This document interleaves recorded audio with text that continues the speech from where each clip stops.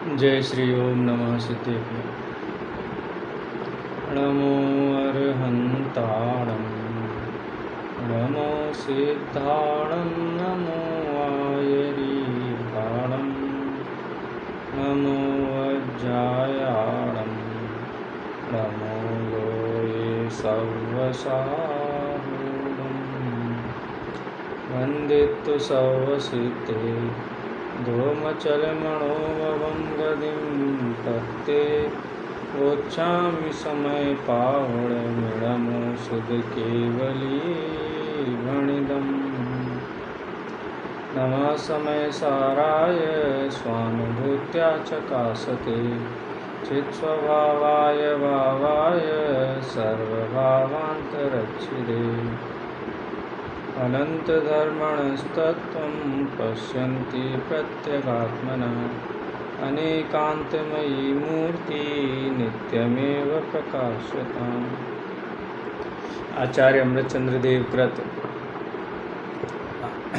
आत्मख्याति टीका के कलशों के ऊपर अपनी चर्चा चल रही है। 5वें कलश पर चर्चा कल हुई थी, जिसमें आचार्य अमृतचंद्र देव कहते हैं कि प्राक पदभ्याम निहित पदानाम, जिन्होंने प्राथमिक कक्षा में प्रवेश लिया है, जिन्होंने प्राथमिक भूमिका में अपना कदम बढ़ाया है, माने मोक्ष मार्ग में जो नवीन श्रोता हैं, नए नए आए हैं, अभी परिचय नहीं है, जीव किसे कहते हैं, ये विश्व क्या है, हम दुखी क्यों हैं, सुखी कैसे होंगे, इन विषयों का ज्ञान बिल्कुल भी नहीं है। उनको जीवादि पदार्थों का उपदेश व्यवहार नए से दिया जाता है। कोई वक्ता ये कैसे निश्चय करे कि इसको व्यवहार नए से उपदेश दिया जाए कि निश्चय नए से उपदेश दिया जाए, इसका निर्धारक कौन है? इसके संबंध में भी बहुत ज़बरदस्त बात जिनवाणी में आती है। आचार्य अमृतचंद्र देव ने ही पुरुषार्थ सिद्धि उपाय ग्रंथ में ये बात कही कि प्रथम अवस्था में तो उत्कृष्ट ही उपदेश होता है, क्योंकि सर्वज्ञ वक्ता दिव्य ध्वनि जहाँ खिर रही हो समूह शरण में, तो वहाँ ये परीक्षा करने की आवश्यकता नहीं पड़ती है कि जो श्रोता है वो प्रतिबुद्ध है, अज्ञानी है, या अप्रतिबुद्ध माने अज्ञानी है कि प्रतिबुद्ध माने ज्ञानी है, क्योंकि समूह शरण की व्यवस्थाएं तो सब स्वतः चालित हैं। वहाँ तो जीव अपनी योग्यता के अनुसार, अपने प्रश्नानुसार उत्तर पाता है, अपनी जिज्ञासा के अनुसार उनका समाधान उसको मिलता है। लेकिन जहाँ छद्मस्त वक्ता हैं, यदि वक्ता कोई विशेष अनुभवी है, श्रोता का चेहरा देख कर के ही पहचान ले कि ये कितने गहरे पानी में है या इसकी कितनी अंदर चित्त की गहराई है, तो वो उपदेश निर्धारित करके प्रारंभ करें। लेकिन सामान्य वक्ता यदि कोई है और उपदेश दिया जा रहा है, तो प्रथम अवस्था में तो उत्कृष्ट उपदेश ही दिया जाता है। क्योंकि उत्कृष्ट उपदेश देने पर ही ये पता चलेगा कि उसको उपदेश समझ में आ रहा है कि नहीं आ रहा है, वो इस बात को ग्रहण कर पा रहा है कि नहीं कर पा रहा है। यदि ग्रहण नहीं कर पाएगा तो फिर आचार्य या जो वक्ता हैं वो उसको और अधिक विस्तार करके उदाहरण दृष्टांत आदि से समझाने का उपक्रम करेंगे। माने प्रथम अवस्था में तो निश्चय नय का उपदेश ही योग्य है। फिर श्रोता का जो लेवल है, उस लेवल के अनुसार निश्चय नय के कथन को डाइल्यूट किया जाता है। निश्चय नय का कथन माने कोई नए पक्ष का आग्रह नहीं कहलाता है। नए पक्ष के आग्रह के कारण निश्चय नय का उपदेश नहीं है। आगम में तो किसको आग्रह होगा? आचार्य कुंदकुद देव आग्रह ही कह सकते हैं क्या हम? आचार्य अमृतचंद्र देव को आग्रह ही कह सकते हैं क्या? किसी भी वक्ता को हम आग्रह ही कह सकते हैं। आगम में तो निश्चय और व्यवहार दोनों का ही उपदेश है, तो निश्चय का उपदेश निश्चय के आग्रहियों ने दिया और व्यवहार नय का उपदेश व्यवहार के आग्रहियों ने दिया, ऐसा हम कह सकते हैं क्या? क्या ये कहना उचित है? वास्तव में किसी को भी सोना चाहिए, तो अगर ताकत है तो कैसा सोना खरीदेगा? 10 कैरेट का खरीदेगा, 14 कैरेट का खरीदेगा, 18 कैरेट का खरीदेगा, 20 का खरीदेगा, 22 का खरीदेगा या 24 कैरेट का खरीदेगा? कि जिसमें दम ताकत है ना, वो कहेगा हमको तो 24 कैरेट का सोना ही चाहिए, हमको मिलावट बिल्कुल भी नहीं चलेगी। लेकिन किसी का बजट कम हो तो कहेगा कि 22 कैरेट का ही दे दो, और भी कम हो तो कहेगा 20 कैरेट का दे दो, और भी कम होगा तो कहेगा 16 कैरेट का, 14 कैरेट का ही दे दो। और एकदम ही जिसका बिल्कुल बजट एकदम होगा और सोने पहनने की इच्छा है तो पत्रा चढ़वाएगा, वो 1 ग्राम का आता है ना। तो कहने का तात्पर्य ये है, यथार्थ उपदेश तो निश्चय नय का ही है। सच्ची बात तो निश्चय नय के द्वारा ही बताई जाती है, लेकिन वो सच्ची बात सुनने की, समझने की, गले उतारने की, अनुकरण करने की सामर्थ्य जिनके अंदर नहीं है, आचार्य भगवान उनको उनकी योग्यता के अनुसार व्यवहार नय का उपदेश देते हैं। ये 5वें छंद का अगर हम सारांश कहें तो इन शब्दों में हम वो सारांश निकाल सकते हैं। 1-2 लाइनें पांडे राजमल जी ने इस संबंध में कही हैं, वो भी अपने को ज़रूर पढ़नी चाहिए। देखो 2-3 बीच की लाइनें हैं, वो अपन यहाँ पढ़ सकते हैं कि जो कोई सहज रूप से अज्ञानी है। सहज रूप से अज्ञानी एक नया प्रयोग है यहाँ पे। सहज रूप से अज्ञानी का मतलब क्या है? माने जिसको कभी जिनवाणी सुनने का, समझने का कभी लाभ ही नहीं मिला, अनादिकाल से उसको सच्चे देवगुरु धर्म नहीं मिले, सच्चा उपदेश नहीं मिला, उसको यहाँ का सहज रूप से ज्ञानी है। माने नैसर्गिक अज्ञानी है, सहज रूप से अज्ञानी है। जीवादि पदार्थों का द्रव्य गुण पर्याय स्वरूप जानने के अभिलाषी हैं। माने अनादिकाल से शास्त्र का उपदेश मिला नहीं, सच्ची बात मिली नहीं, लेकिन अभी अभिलाषा जागृत हुई कि भाई हमको इस संसार में बार बार नहीं रोना है। जगह छेड़ाला की पहली ढाल पड़ी, जिसने कहा कि आज तक हमने संसार में क्या किया, इसका लेखा जोखा तो देखें ज़रा। तो पूछा कि तुम संसार में कहाँ कहाँ समय बिताया? का काल अनंत निगोध मजार, अनंत काल तक तो तुम निगोध में रहे। अच्छा, और फिर काल अनंत निगोध मझार बीत्यो एकेंद्रिय तनधार। तो निगोध में तो हमको नहीं रहना, निगोध तो बहुत कष्टकारी जगह, वहाँ तो यही खबर नहीं रहती कि मैं हूँ कि नहीं हूँ। एक श्वास में 8-10 बार जन्म्यो मर्यो भर्यो दुख भार, तो ये तो हमको नहीं चाहिए। तो इसके अलावा और कहाँ रहे कि फिर लट पिपील अलियाद शरीर दर दर मर्यो सही बहु पीर, कि थोड़ा वहाँ से निकले तो 2 इंद्रिय हो गए हैं। क्या हो गए? लट माने क्या होता है? कीड़ा बन गए, चींटी बन गए, मच्छर बन गए। वहाँ भी बहुत दुख हैं। कौन बनना चाहता है चींटी मच्छर? कोई नहीं बनना चाहता है। कि अच्छा उससे कोई अच्छी अवस्था हुई कि नहीं हुई? कि हाँ हुए ना। उसके बाद क्या हुए? सिंहादिक श्रेणी है क्रूर, निबल पशु हति खाए भूर, त्रियंश गति में संगी पंचेंद्रिय हुई। तो कभी सिंह आदि हो गए, शेर हो गए। तो क्या हुआ कि वहाँ कसाई बहुत तीव्र थी, अन्य जीवों को मार करके खाया। तो कोई सज्जन मनुष्य होगा बोले नहीं ये हमको, ये सिंहादिक की जो अवस्था है ये भी हमको नहीं चाहिए। कि सिंहादिक नहीं, और क्या क्या हुए कि गाय भैंस हुए, बदबंधन आदिक दुख घने, कोट जीवते जात न बने, बांधा गया, मारा गया, छेदा गया, खाना नहीं मिला, पानी नहीं मिला समय पे, गले में रस्सी डाल करके बांध दिया। कितने ही पशु मर जाते कि नहीं ऐसे। भूकंप आ जाता है, और हाँ बाढ़ आ जाए, भूकंप आ जाए, बांध दिया पशुओं को। अब भूकंप में आदमी अपनी जान बचाए कि पशुओं की जान बचाए? दब के मर गया। कितनी अनंत भाव तो ऐसे ही मर गया। मतलब ये सैंपल है। हम जो दुख देखते हैं ना, 1 इंद्रिय 2 इंद्रिय, आप देखो 2 इंद्रिय जीव दुखी, तो हमको लगता है ये दुखी। अरे ये नहीं, हम अनंत बार ऐसा दुख हमने उठाया है। बिजली गिरी और बेचारे गाय भैंस बंधे हुए थे पेड़ के नीचे और वो बिल्कुल जल गए। तो अपन कहते बेचारी गाय जल गई। अरे बेचारी गाय तो वो तो अभी दिख रही। ऐसी अनंत पर्याय हमने धारण की हैं और ऐसे अनंत बार जले हैं, कटे हैं। इस बूचड़ खानों के अंदर ये पशुओं को आरी पे चढ़ा दिया जाता है। ये पशु नहीं, हमारी अनंत अवस्थाएं ऐसी हुई हैं। भूतकाल में ये जीव अनंत बार आरी से काटा गया, छेदा गया, भेदा गया। कि और क्या हुआ कि मनुष्य हुआ तो सुखी हुआ, कि मनुष्य में भी कहाँ सुखी हुआ। जननी उदर बस्यो नव मास, अंग सकुचते पायो त्रास, हैं बालपने में ज्ञान न लयो, तरुण समय तरुणी रत रहो, हैं अर्ध मृतक सम बूढ़ा पने, कैसे रूप लखे आपने। दुखी रहा, वहाँ भी कोई सुखी नहीं रहा मनुष्य गति में भी। और नरक गति का तो क्या कहें, तहाँ भूमि परसत दुख सो, बिच्छू सहज डसे नहीं तिसो, हैं तहाँ राध श्रोणित वाहिनी, क्रम कुल कलित देह दाहिनी। तो जब ये 3 गतियों का दुख पड़ा तो इसको लगा कि नहीं, स्वर्ग में तो चैन मिलेगा जा कर के, तो स्वर्ग में जाना चाहिए। तो मनुष्य गति में कभी ऐसा सुयोग बन गया, लेकिन ये बात नहीं समझी आत्मा की, इसका परिचय नहीं मिला।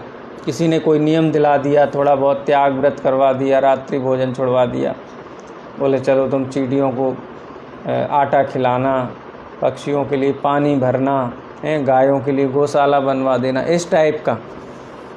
इससे तो सुखी हुआ कि नहीं हुआ। तो कबहू अकाम निर्जरा करे, भवन त्रिक में सुरतन धरे। भवनवासी हो गया, अभ्यंतर हो गया, हैं ज्योतिष हो गया, कबहू क्या बोलते हैं, कबहू अकाम निर्जरा करे, भवन त्रिक में सुरतन धरे, विषय चाह दावानल दयो। अरे भैया, ऐसे तो मनुष्य गति में भले थे। विषय चाह दावानल, दावानल माने जंगल, विषय की इच्छा का ऐसा जंगल जलता है कि वो जीव 1 सेकंड के लिए चैन नहीं पाता। आचार्य कुंकुन देव ने तो कितना ज़बरदस्त कहा कि स्वर्ग के देव प्रति समय भोगों की इच्छा रखते हैं, प्रति समय भोग भोगते हैं। ये भोग भोगते हैं, इसी से पता चलता है इनके अंदर आकुलता कितनी है। ये भी दे दो, ये भी दे दो, ये भी दे दो। कोई बालक है, खिलौनों की दुकान में घुस जाए, चॉकलेट की दुकान में घुस जाए, ये भी दे दो, ये भी दे दो, वो पकड़ता है, ये उसको उठाता है, इसको तोड़ता है। कितना आकुलता अंदर में है कि कम से कम भवनत्रिक के देव तो मिथ्या दृष्टि होते हैं, वो तो बेकार के देव हैं, वो तो अधीन देव हैं। ऊपर जाएंगे ना, उसमें 16 स्वर्ग में 9 गिरवेक में, वहाँ तो सुख मिलेगा हैं, सौधर्म आदि होंगे तो सुख मिलेगा। तो उसको बोला कि भैया वहाँ भी स्थिति अच्छी नहीं है। कबहू विमान वासी हूँ थाए, सम्यक दर्शन बिन दुख पाए। ये जो 4 गतियों के जब इसने दुख सुने तो उसको लगा कि अनंत काल तो इसमें ही चला गया, तो ये तो अपने को नहीं चाहिए। कोई कहे कि स्वर्ग मिल जाएगा, कोई कहेगा कि पद मिल जाएगा, राजा बन जाएंगे। बोले हमको नहीं चाहिए, अनंत बार मिले अब हमको नहीं चाहिए। हमको तो ऐसी बात बताओ कि जिसमें हम परमानेंट सुखी हों। ऐसा कोई डॉक्टर हो ना जिसके पास जाएं तो दवाई की पुड़िया दे दे, दवाई की पुड़िया खाएं 15 दिन, 15 दिन तक तो अच्छा लगे, दवाई ख़त्म, फिर रोग खड़ा हो गया, फिर जाए 15 दिन बाद डॉक्टर के पास। हैं ऐसे 6 महीने जाता रहे, वो क्या कहेगा कंटाल के, तुम्हारे पास कोई ढंग की दवाई हो तो दो, ये 15 दिन वाली दवाई हमको नहीं चाहिए। ये स्वर्ग नरक मनुष्य ये सब गतियाँ क्या हैं? वास्तव में ये तो एक समय की भी दवाई नहीं है, लेकिन जीव कल्पना करता है कि सुखी हो जाएंगे, सुखी हो जाएंगे, सुखी हो जाएंगे। लेकिन क्या होता है कि वो अनंत काल जो बिताया था ना एकेंद्रीय में, तहते चय थावर तन धरे यों परिवर्तन, फिर कहाँ पहुँच गया? एकेंद्रीय में फिर पहुँच गया। तो बोले तो हम तो ठगा गए भैया 4 गतियों में। हमने तो स्वर्ग की इच्छा की, मनुष्य गति की इच्छा की, लेकिन ये 4 गतियों की इच्छा वास्तव में किसकी इच्छा है? निगोध की इच्छा है। देव गति की चाह निगोध की चाह है। संसार की किसी भी पर्याय की चाह निगोध की चाह है, क्योंकि पर्याय की चाह करना माने संसार में रहना, और संसार में रहने वाले जीव 99.999 लगाते जाओ अनंत 9, ये समय निगोध में ही बिताता है। संसार में रहने वाला जीव पूरा का पूरा समय एकेंद्रीय में बिताता है, कि फिर 2 इंद्रिय, 3 इंद्रिय, 4 इंद्रिय, वो तो उसकी तो आप गिनती भी नहीं कर सकते अनंत काल में। ये बात सुन करके किसी जीव को ये भाव आया, जीवा, अब देखो, अब ये लाइन अपन पढ़ें इतना भूमिका बनाने के बाद। पांडे राजमल जी क्या कहते हैं? जीवादि पदार्थों का द्रव्य गुण पर्याय स्वरूप जानने के अभिलाषी हैं। अब अभिलाषी हुए। अभी तो क्या जिज्ञासा थी? करोड़पति कैसे बने, लखपति कैसे बने, स्वर्ग में कैसे जाएं, अच्छे संयोग कैसे मिलें, तो कहते हैं भैया ये कहानी तो बेकार की कहानी है, ये दवाई तो बेकार की है, कितनी बार खाई ये दवाई, अनंत अनंत बार खाई है, लेकिन फिर भी हमारा दुख दूर नहीं हुआ है। जीवादि पदार्थों का द्रव्य गुण पर्याय स्वरूप जानने के अभिलाषी हैं, उनके लिए गुण गुणी भेद रूप कथन योग्य है। किनके लिए? कि अब जिनको अभिलाषा जागृत हुई है, जो चाहते हैं हम सुखी होना है, हमको तो सम्यक दर्शन प्रकट करना है, जीवादि पदार्थों को समझना है, उनको समझाने के लिए गुण गुणी भेद रूप कथन करने योग्य है। ये कोई ऐसा नहीं है, टाइम पास की चीज़ नहीं है।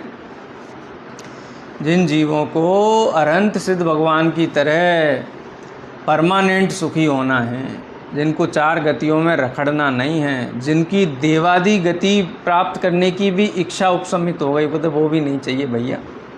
वो आता है ना श्रीमद् जी के में हैं, वह सुख सदा ही त्याज्य रे पश्चात जिसके दुख भरा।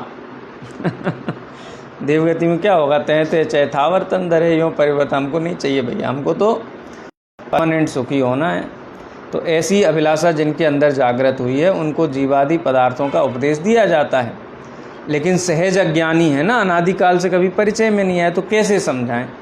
तो गुण गुणी के भेद रूप कथन करने योग्य है, माने व्यवहार नए से कथन करने योग्य है। निश्चय नए अभेद का कथन करता है और व्यवहार नए भेद का कथन करता है। तो किन जीवों के लिए भेद कथन योग्य है? कि जिनको चारों गतियों में दुख भाषित हुए हैं। पंडित टोडरमल जी साहब ने बताया ना, सोता के स्वरूप में हैं, जिनको ऐसा विचार आता है कि मैं कौन हूँ, जिनको ये विचार ही नहीं आया मैं कौन हूँ, उनके लिए तो अभी दिल्ली दूर है। उनको तो अनंत बार एक इंद्री दो इंद्री में जाना। वो तो इसी लालच में खड़े रहते हैं कि स्वर्ग मिलेगा कि नहीं मिलेगा, व्यापार चलेगा कि नहीं चलेगा, धन मिलेगा कि नहीं मिलेगा। बहुत सारे लोग कहते हैं ना, फलाने फलाने महाराज बहुत बहुत बहुत बढ़िया है। कैसे बढ़िया है? कि उनकी जो सेवा में जाता है ना, वो करोड़पति लखपति हो जाता है। अरे भैया करोड़पति लखपति होने की महिमा है मोक्ष मार्ग में, करोड़पति की क्या कीमत है मोक्ष मार्ग में? चक्रवर्ती की संपदा, इंद्र सरीखे भोग, काग बीट समगिनत हैं। जगत का उत्कृष्ट से उत्कृष्ट पदार्थ सम्यक दृष्टि की नज़र में क्या है? बोले कौए की बीट है, वो कौए की बीट के समान है। कौए की बीट की क्या कीमत है? बाज़ार में कितने रुपए की बिकेगी? हैं? ऐसे ही सम्यक दृष्टि जीवों को संसार विषय भोगों के प्रति विरक्ति सहज होती है। तो जिस जीव को भव का अभाव करने की इच्छा जागृत हुई है, आचार्य भगवान प्रथम अवस्था में तो निश्चय नए से ही उपदेश देते हैं, लेकिन निश्चय का अर्थ अवधारण ना करने से, निश्चय का उपदेश समझ में ना आने से, निश्चय का उपदेश ख्याल में ना आने से उसको भेद करके समझाते हैं। प्राइमरी कक्षा का बच्चा है, उसको बोले चलो 16 और 16 प्लस करके बताओ कितने होते हैं, तो उसने प्लस ही नहीं सुना क्या होता है, 16 और 16 ही नहीं सुना क्या होता है। कहता है हमको तो 9 तक आता है, 1 2 3 4 5 6 7 8 9, प्लस कैसे करना तो वो नहीं आता हमको। तो फिर उसको सिखाते कि नहीं सिखाते? 1 line 2 line 3 line 4 line 16 line खींची गिन करके, फिर गिनवाते हैं। माने जिसको अभिलाषा हुई है सुखी होने की, उसको जीवादि पदार्थों का उपदेश किस नए से दिया जाता है? कि प्रथम तो निश्चय नए से दिया जाता है, लेकिन उसकी योग्यता निश्चय नए के विषयभूत जीवादि पदार्थों को समझने की नहीं है। तो उसका जो लेवल है उसके लेवल पे आके समझाते हैं, लेकिन हाथ नहीं छोड़ते हैं मोक्ष मार्ग। पंडित साहब मोक्ष मार्ग प्रकाशक में जो बात कही ना, वो हमको बहुत, जिनवाणी माता की अनंत करुणा है जीवों के ऊपर। अनंत भगवान भले ही करुणा नाम के भाव से रहित हैं करुणा नहीं होती अनंत भगवान में, अनंत भगवान तो वीतरागी है ना, लेकिन फिर भी लौकिक जीव उनको करुणा निधि कहते हैं करुणा निधि हैं, उपचार करते हैं करुणा का, अपनी भाव का की अभिव्यक्ति है। वास्तव में तो भगवान तो करुणा निधि तो नहीं है। और जो भगवान को करुणा निधि समझ के भगवान के पैर पकड़ के पड़ा रहे कि भगवान तुम ही कर दो जो करना है सो, हैं हमको तो कुछ समझ में आता नहीं है।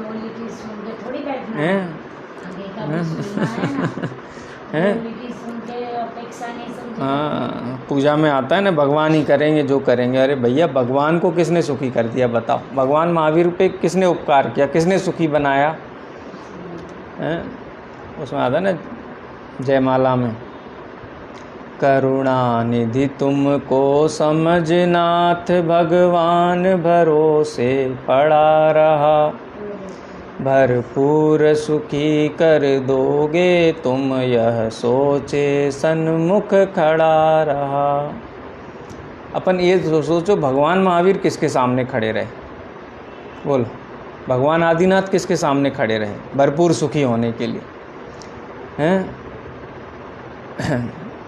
अरे भाई, कोई जीव किसी जीव को सुखी करता नहीं है।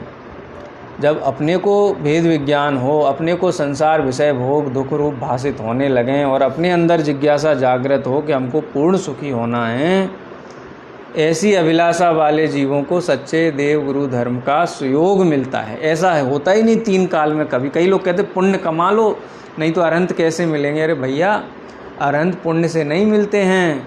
अरहंत मिलते हैं जिनको अपने आत्मा की हित की रुचि जागृत हुई है, इससे मिलते हैं।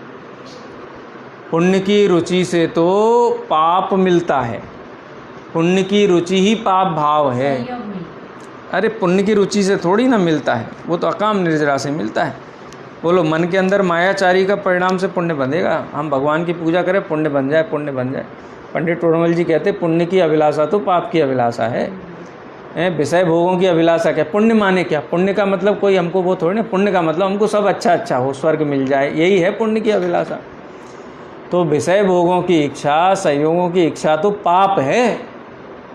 इनकी इच्छा कोई तो पुण्य की इच्छा कहा ना। और पुण्य की इच्छा क्या है? जिनको आत्मा की हित की रुचि है, उन जीवों को सच्चे देवगुरु धर्म मिलते हैं। जिनको विषयों की इच्छा है, उनको तो सच्चे देवगुरु धर्म का भी कोई लाभ नहीं है। किसी मूर्ख को चिंतामणि रतन भी मिल जाएगा, कहेगा कैसा पत्थर है ये, तो अपने किसी काम का नहीं, समुद्र में फेंक देता है, कहता हमारे किसी काम का नहीं। सच्चे देवगुरु शास्त्र मिल गए ना, वो सच्चे देवगुरु शास्त्र की महिमा नहीं है। महिमा किसकी है? अपने विषय भोगों की महिमा है। इसलिए कहता है कि अच्छा ये देते हैं क्या? देते हैं तो उनकी तो पूजा करेंगे, विधान करेंगे, चरणों में धोख देंगे, लोटेंगे। लेकिन वास्तव में जिनको आत्महित की अभिलाषा है, उनको सच्चे देवगुरु धर्म का सुयोग होता है, और वो शास्त्र में उनके लिए व्यवहार नय का उपदेश दिया गया है। गुण गुणी भेद रूप कथन योग्य है। यद्यपि व्यवहार नय हस्तावलंब है, तथापि कुछ नहीं है, करने पर झूठा है। हंत हस्तावलंब है, लेकिन वास्तव में व्यवहार नय कुछ नहीं है। कितना बड़ी बात कह दी है। लाठी तुमको चलने में सहायता करेगी। नया नया वो कहते हैं घुटने का ऑपरेशन करते तो पकड़ा देते, बोले पकड़ के चलो। कितने दिन चलें? बोले बस 2-4 दिन चल लोगे, अच्छे से बैलेंस आ जाएगा, उसके बाद छोड़ देना उसको। लेकिन डॉक्टर ने कहा ये पकड़ के चलना, तो 6 महीने तक वो पकड़ के ही चलता रहा। स्ट्रॉन्ग ही नहीं हुए उसके मसल्स। व्यवहार नय का अवलंबन कब तक लेना योग्य? जब तक परमार्थ ख्याल में नहीं आए। परमार्थ ख्याल में आ जाए तो व्यवहार नय का अवलंबन छोड़ देना है। क्यों? क्योंकि व्यवहार नय झूठा है। झूठा है माने कारण कार्य मिला करके कथन किया जाता है। हाँ, प्रयोजनवान नहीं है। झूठा शब्द थोड़ा ऐसा चोट करता है ना दिल पे। झूठा ये आगम में ही कहते, तो पांडे राजमल जी कहते तथापि कुछ भी नहीं, नोंद करने पर झूठा है। माने समझ में आ गया ना परमार्थ। मैं तो ये समझ रहा था एक इंद्रिय दो इंद्रिय जीव होते हैं। अरे जीव तो ज्ञान दर्शन स्वभाव वाले होते हैं। एक इंद्रिय दो इंद्रिय तो ये प्राथमिक अवस्था में समझाए थे, देह का संयोग कर कर। वे जीव कैसे हैं? वस्तु का अनुभव होने पर वचन का व्यवहार सहज ही छूट जाता है। ठीक है, ये 5वें नंबर के कलश में 2-3 बातें विशेष पांडे राजमल जी ने कही थी। आज अपन 6वें नंबर का कलश के ऊपर चर्चा करेंगे। ये कंटिन्यूशन में ही है, बीच में कोई गाथा अभी नहीं आई है, कंटिन्यूशन में है। छंद पढ़ते हैं। एकत्वे नियतस्य शुद्ध नयो व्याप्तुर्यदस्यात्मनः पूर्णज्ञानघनस्य दर्शनमिह द्रव्यांतरेभ्यः पृथक् सम्यक् दर्शन में तदेव नियमा दात्मा च तावान्नय तन्मुक्त्वा नवतत्त्वसन्ततिमिमा महात्मा एकोस्तु नः। व्यवहार ने से उपदेश दिया ना, क्या समझाने के लिए? परमार्थ समझाने के लिए। वो परमार्थ से आत्मा कैसा है और परमार्थ से आत्मा को जानने का फल क्या है, ये 6वें नंबर के कलश में आचार्य कहते हैं। क्या कहते हैं? एकत्वे नियतस्य शुद्ध नयतो व्याप्तोर्यदस्यात्मनः। ये आत्मा कैसा है? शुद्ध नयतः, शुद्ध नय से देखने पर। शुद्ध नय का प्रयोग, अभी तो व्यवहार नय से गुण गुणी के भेद वाला था, और शुद्ध नय से देखने, और व्यवहार नय कब कार्यकारी था? जब आत्मा का परिचय नहीं था। ठीक है, और जिनको आत्मा का परिचय उनको व्यवहार नय का उपदेश कुछ भी कार्यकारी नहीं है। जिनको आत्म वस्तु प्राप्त हो गई उनके लिए व्यवहार नय कहाँ कार्यकारी है बताओ? कि उनको समिति गुप्ती तो पालन करना पड़ेगा ना, तो वो कार्यकारी है ना। अरे भाई, समिति गुप्ती के विकल्प से समति गुप्तियाँ नहीं होती हैं। ये तो 3 कसाय चौकड़ी के अभाव रूप अंतरंग में विशुद्धि होने से सहज पालन होता है। कितना बढ़िया देखो पंडित टोडरमल जी ने कहा संवर तत्व संबंधी भूल में, कि जीवादि की हिंसा होती जाने तो गमनादिक टालते हैं। तो हिंसा कैसे होगी? गमनादिक करते हैं तो उसमें बहुत सावधानी बरतते हैं। क्यों? क्योंकि किसी भी जीव की हिंसा उनसे हो ये उनको इष्ट नहीं है। तो व्यवहार नय का अवलंबन लेकर के ऐसा, अरे अंतरंग में उस जाति की कसाई नहीं बची है कि किसी जीव की विराधना करें, किसी जीव का अहित करें। अत्यंत सावधान प्रवृत्ति उनको हुई। ये 3 कसाय चौकड़ी के अभाव रूप जिनको परिणति हुई है उनको हीन जाति की कसाय नहीं होती। इसको कहते हैं अशुभ भाव का लेस भी नहीं है। ठीक है, तो सहज होता है। व्यवहार नय से ये चीज़ें होती हैं ऐसा नहीं है। इन चीज़ों को व्यवहार नय से धर्म कहा गया है। कोई माता है, उसके अंदर मातृत्व का भाव निश्चय नय से है। मातृत्व है ना, वो निश्चय नय का विषय है। तो अंदर मातृत्व होने से फिर उसको व्यवहार नय से भी कुछ करना पड़ता है क्या? ये सहज होता है। बालक रोगी हो तो रात भर नींद नहीं आती है। बालक कष्ट में हो तो उसको कष्ट होता है। बालक को शायद उतना कष्ट ना भी होता हो लेकिन उसको बहुत कष्ट होता है। कई बार होता है ना, कोई छोटा बच्चा है, बहुत धमाल करता है, 1 साल 2 साल का है, दौड़ता दौड़ता गिर जाता है, खून निकल आता है, तो हंसता रहता है वो, लेकिन उसकी मम्मी देख लेती है, उसको आंसुओं की धार लग जाती है। बालक को तो दुख नहीं है लेकिन माता की आंखों में आंसू हैं, तो व्यवहार नय से आंसू लेके आती हो। नहीं तो कोई कहेगा कि देखो इसके तो आंसू भी नहीं आते। इसलिए आते हैं आंसू, जगत को दिखाने के लिए आते हैं कि आज आते हैं। क्यों? क्योंकि अंदर में मातृत्व भाव है ना। ऐसे ही जिनको 3 कसाय चौकड़ी का अभाव हुआ है उनको संजुलन कसाय के उदय के कारण 28 मूल गुण के पालन का भाव आता है। और वो भी अगर उदय नहीं हो संजुलन कसाय का तो फिर श्रेणी मान करके और 12वां गुणस्थान पूर्ण सुखी हो जाते, पूर्ण वितरागी हो जाते। वो भी उदय है इसलिए हैं। 28 मूल गुण का पालन अरंत करते कि नहीं करते? हैं 7वें 8वें 9वें 10वें 11वें 12वें इन गुण स्थान वर्ती मुनराजों को 28 मूल गुण होते हैं कि नहीं होते हैं? नहीं होते हैं। क्यों नहीं होते हैं? जरूरत ही नहीं है ना ख्याल में। क्योंकि संजुलन कसाय का उदय नहीं है, संजुलन कसाय के उदय के कारण होते हैं। इसलिए व्यवहार नय उनके लिए कार्यकारी है ही नहीं। जिनको निश्चय नय के विषयभूत परमार्थ का अनुभव हो रहा है, उसका अवलंबन हो गया है, खरेखर देखा जाए तो निश्चय नय का भी विकल्प नहीं है। निश्चय नय के विषयभूत वस्तु का अवलंबन है।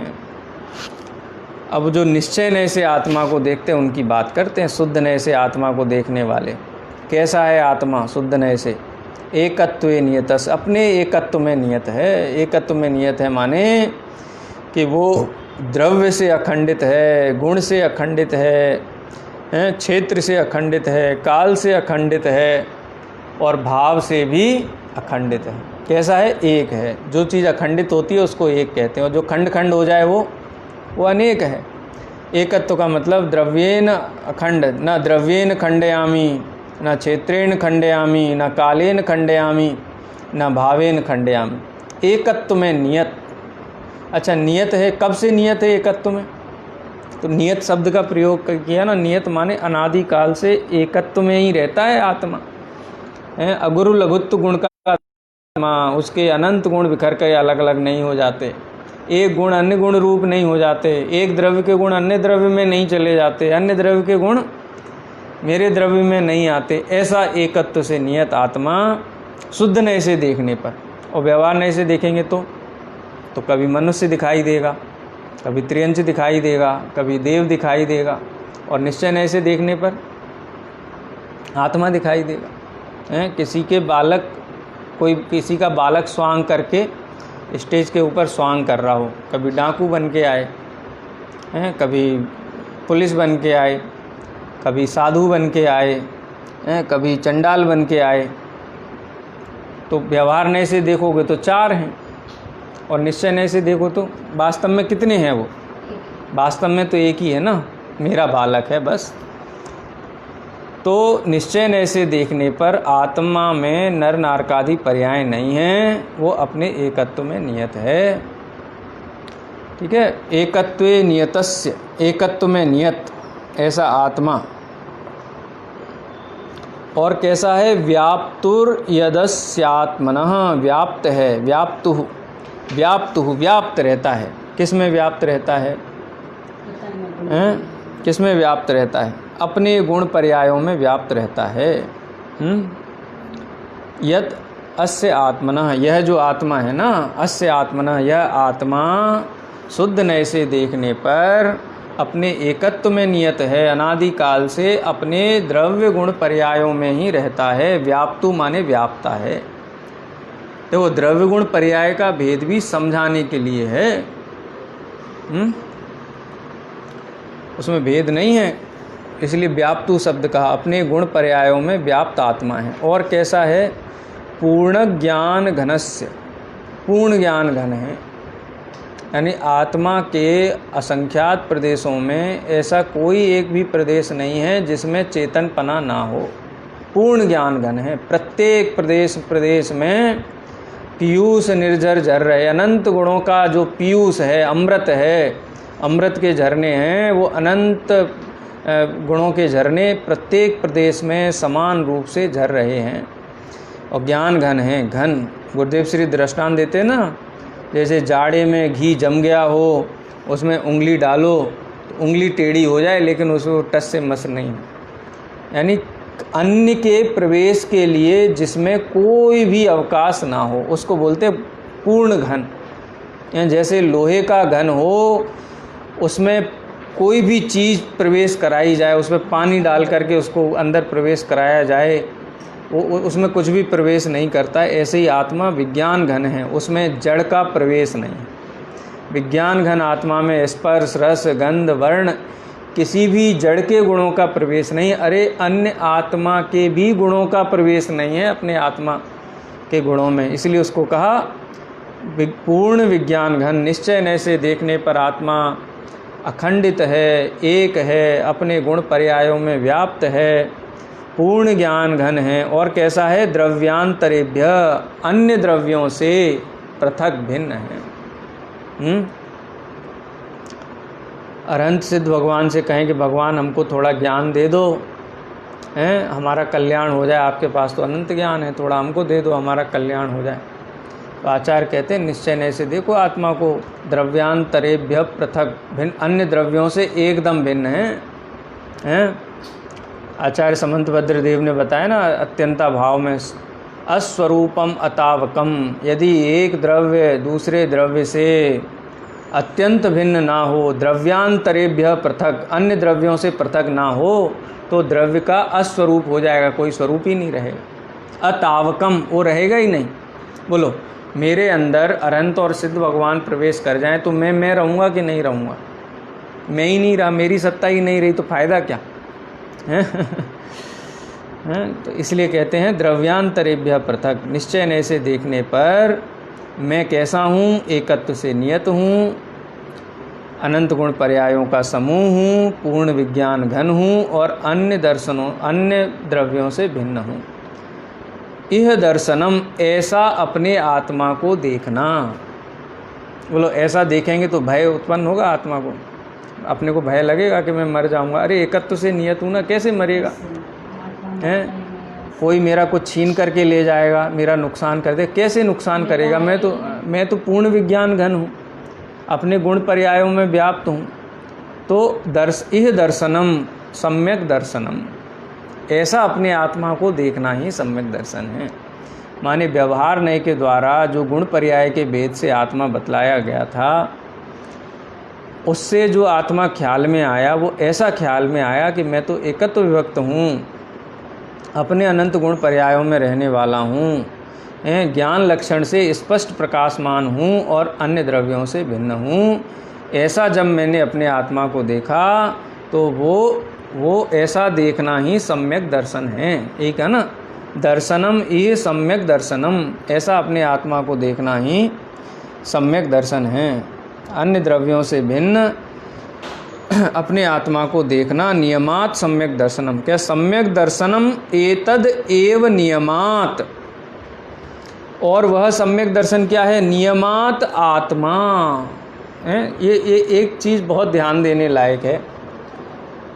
एक शब्द आता है ना पुरुषा सिद्धि उपाय में, सम्यक दर्शन का लक्षण बताया, सम्यक ज्ञान का लक्षण बताया और सम्यक चारित्र का लक्षण बताया। उसका जो अंतिम 4 यति में सबसे अंतिम यति है विविक्तमात्म रूपम तत्। सम्यक दर्शन क्या है?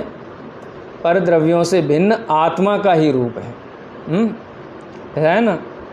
जीवा जीवादीनां तत्वार्थानां सदैव कर्तव्यम विपरीताभिनिवेशा विविक्तमात्म रूपम तत्। कहा कि नहीं? ऐसे ही सम्यक ज्ञान के लक्षण में भी विविक्तमात्म रूपम तत्, आत्म रूपम तत्, और सम्यक चारित्र के लक्षण में भी आत्म रूपम तत्। सम्यक दर्शन क्या है? आत्मा ही तो है।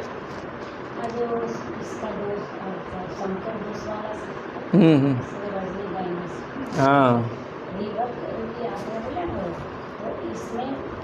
जीव जड़ नहीं होता है, जड़ जीव नहीं होता। हाँ, और जो संकल्प उसमें क्या दो इकट्ठे होकर तीसरा द्रव्य, हाँ ऐसा नहीं होता है वस्तु। माने जीव और पुद्गल मिलकर के एक चेतन अचेतन द्रव्य नहीं बनाते हैं। चेतन चेतन रहता है, जीव जीव रहता है, संकर नहीं होता है।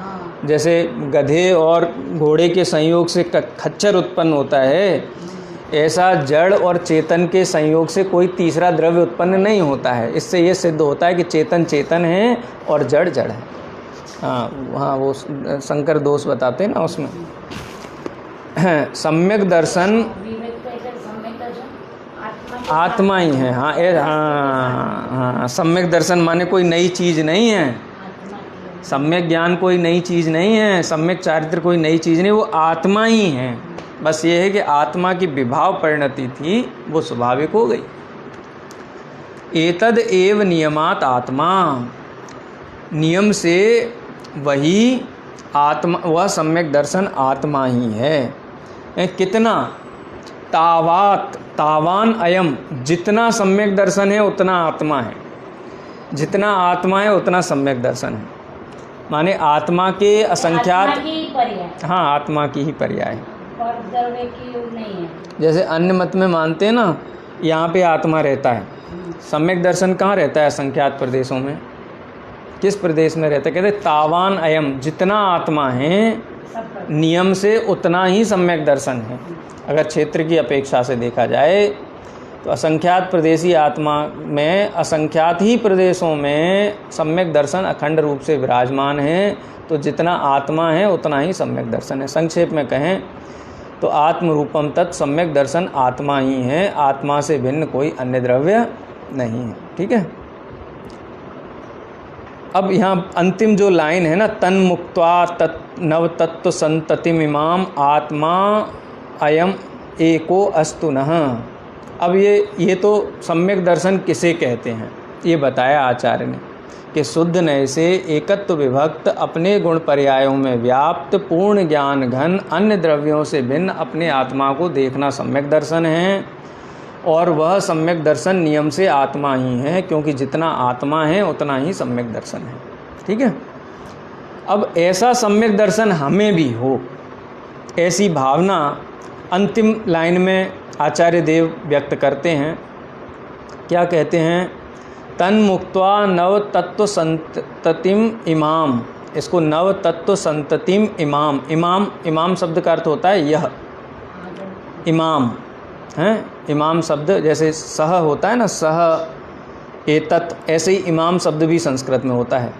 यह नव तत्व की संतति, कौन सी संतति? जो 5वें नंबर के छंद में बताया ना, व्यवहार नय से जो उपदेश के द्वारा समझाया गया, 9 तत्वों में व्याप्त जो द्रव्य समझाया गया ना, वो व्यवहार नय की संतति अथवा 9 तत्व की संतति मुक्त्वा, छोड़ करके, ये नव तत्वों के भेद रूप जो आत्मा है, उस नव तत्व की संतति, नव तत्व की परंपरा को छोड़ करके अयम आत्मा एको अस्तु नह, नह माने हमें, हम सबको, आचार्य देव, ये जैन दर्शन की विशेषता है। नह, नह माने सबको, सभी जीवों को वह आत्मा एक हो। एक हो माने वो एकत्व विभक्त आत्मा का दर्शन हो, वो दर्शन सम्यक दर्शन हो, वो सम्यक दर्शन ज्ञान चारित्र की पूर्णता हो और सभी जीव सुखी रहें।